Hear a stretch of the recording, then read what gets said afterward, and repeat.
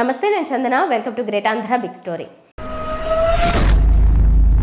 TDP Janasena పొత్తు ఈనాటిది కాదు, చాన్నాళ్లుగా ఇది నడుస్తున్న కథే. ఇప్పటికే లెక్కకు మించి సమావేశాలు జరిగాయి. హైదరాబాద్లోని చంద్రబాబు, పవన్ ఇళ్లల్లో వారి సమావేశాలు జరిగాయి. ఆ తర్వాత రాజమండ్రి సెంట్రల్ జైలు వేదికగా కూడా ఈ పొత్తు పెళ్లి జరిగింది. ఆ తర్వాత సమన్వయ కమిటీలు అన్నారు, చర్చలు అన్నారు, చాలానే జరుగుతున్నాయి. ఇవన్నీ ఎన్ని జరిగినా జరుగుతున్నా ఇప్పటి వరకు చంద్రబాబు జనసేనకు కేటాయించే నియోజకవర్గాలు ఎన్ని, అవేవి అనే క్లారిటీ మాత్రం బయటకు రావడం లేదు. పెళ్ళంటుంది, ప్రేమంటుంది, నాతోనే అని కమిట్ కావడం లేదురా చారి అని అదుర్స్లో బ్రహ్మానందం బయటకొచ్చి మొరపెట్టుకున్నట్టుగా ఉంది పరిస్థితి. పొత్తంటారు, కలిసి పోటీ అంటారు. తీరా ఎన్నికలకు గట్టిగా 3 నెలలకు మించి సమయం లేదు. ఇలాంటి సమయంలో కూడా ఎవరికి ఎన్ని సీట్లు అనే క్లారిటీ కూడా లేకపోవడమే ఇందులో విశేషం. తెలుగుదేశం పార్టీతో పొత్తు అంటేనే అవతల పార్టీకి వాచిపోవటం రొటీనే. చంద్రబాబు నాయుడు ఎవరినైనా ఎలాగైనా వెన్నుపోటు పొడవగలరు. దీనికి ఆయనతో పొత్తు పెట్టుకున్న పార్టీలు ఏమాత్రం మినహాయింపు కాదు. బహుశా జనసేనకు కూడా ఎన్నికల నాటికి పడేది అలాంటి పోటే అనేది చాలా సహజంగా వినిపించే మాట. ఇందులో పెద్ద ఆశ్చర్యం కూడా లేదు. పవన్ కళ్యాణ్ కు ఎన్నికల్లోపే చంద్రబాబు గట్టి పోటు వేయకపోతే ఆశ్చర్యం, కానీ వేస్తే ఆశ్చర్యపోవడానికి ఏమీ లేదు. పవన్ కు ఇప్పటికీ చంద్రబాబు నాయుడు వరుస పరీక్షలు పెడుతున్నారని స్పష్టమవుతోంది. ముందుగా పవన్ కళ్యాణ్ కు బీజేపీని పొత్తుకు ఒప్పించే పరీక్ష పెట్టారు చంద్రబాబు. కమలం పార్టీని పొత్తుకు తీసుకురావడానికి పవన్ ను బాగానే వాడుతున్నారు. ఇప్పటి వరకు బీజేపీ నుంచి సానుకూల సూచనలేమీ లేవు. అదలా సాగుతూ ఉండగానే ఇప్పుడు కాపుల్లో చీలిక లేకుండా అందరినీ తన పల్లకి మోసే బాధ్యతను తీసుకునేలా చూసుకోవటం అనే బాధ్యతను కూడా పవన్ కే అప్పగించారు చంద్రబాబు. అందులో భాగంగానే ముద్రగడతో కూడా చర్చలు జరిపి అంతా కలిసి చంద్రబాబు పల్లకి మోయటానికి ఒప్పించే బాధ్యత పవన్ కు ఇచ్చినట్టుగా ఉన్నారు చంద్రబాబు. మరి బీజేపీని ఒప్పించి కాపులను మూకుమ్మడిగా ఒప్పించుకుని వెళితే అప్పుడు చంద్రబాబు వద్ద పవన్ కు విలువ పెరగొచ్చు.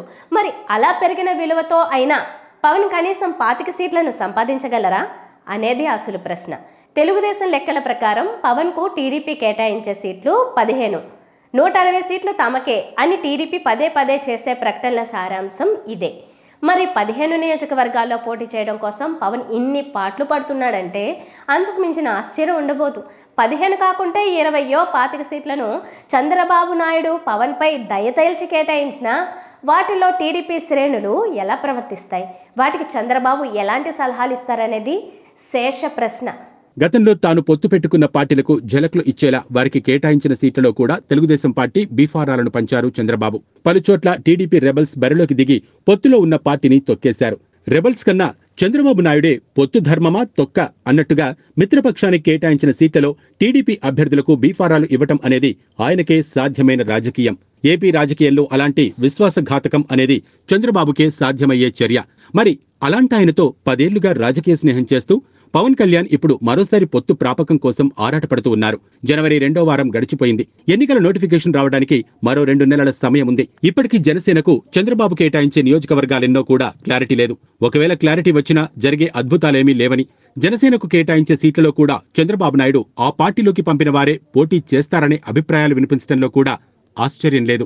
ఒకటి, చంద్రబాబు నాయుడు జనసేనలోకి పంపిన వారు ఆ పార్టీ తరఫున పోటీ చేయడం, జనసేనకు కేటాయించిన సీట్లలో చంద్రబాబు నాయుడే మళ్ళీ టీడీపీ వాళ్లకు బీఫారాలు ఇవ్వడం, కాకపోతే రెబల్స్ అనడం, వీలైతే అనంతపురం వంటి చోట పవన్ కళ్యాణ్ను పోటీకి దించి ఎమ్మెల్యేగా కూడా గెలవకుండా చేయడం వంటి వ్యూహాలు చంద్రబాబు వద్ద ఉండడంలో పెద్ద ఆశ్చర్యాలు ఉండవు. ప్రతి ఎన్నికల వేళ కూడా ఇలాంటి వికటాహాసాలు చేయడం చంద్రబాబుకు కొత్త కాదు. ఇది చరిత్ర చెబుతున్న వాస్తవం. ఇది వాళ్ళ బిగ్ స్టోరీ. మరిన్ని టాపిక్స్తో మళ్ళీ కలుద్దాం. నమస్తే.